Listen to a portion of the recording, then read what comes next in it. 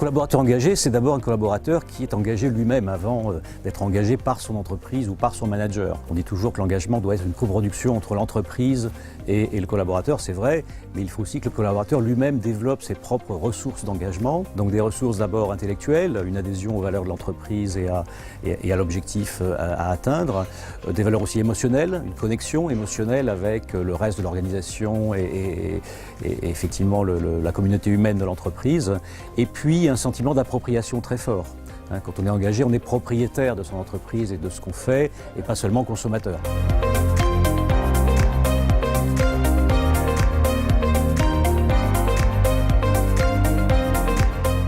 Je pense qu'il est important pour une entreprise de laisser à ses salariés l'opportunité d'entreprendre et de réaliser des projets qui sont passionnants, qui sont importants pour leur épanouissement professionnel et personnel. Et j'ai eu la chance à travers mon entreprise d'avoir cette opportunité, d'avoir 20% de mon temps pour créer et continuer un projet que j'avais entrepris sur la promotion de la mixité dans les métiers du numérique.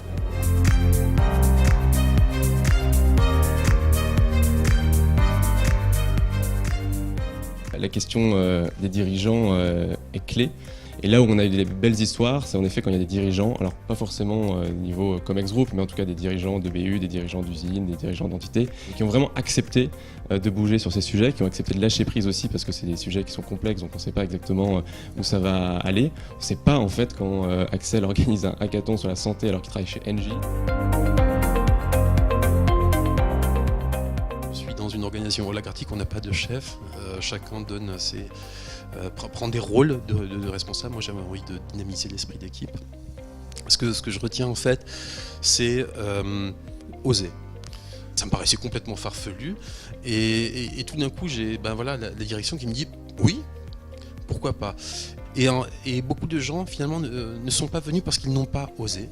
Ce premier hackathon, c'est pas ce qui aura réussi le plus. Ce qui réussira, c'est le deuxième, c'est le troisième, c'est le quatrième. Parce que tout d'un coup, toutes les personnes qui se sont freinées pour pas participer sont venues me voir et me dire est-ce que tu vas en organiser un autre? Parce que s'il y en a un autre, là je viendrai.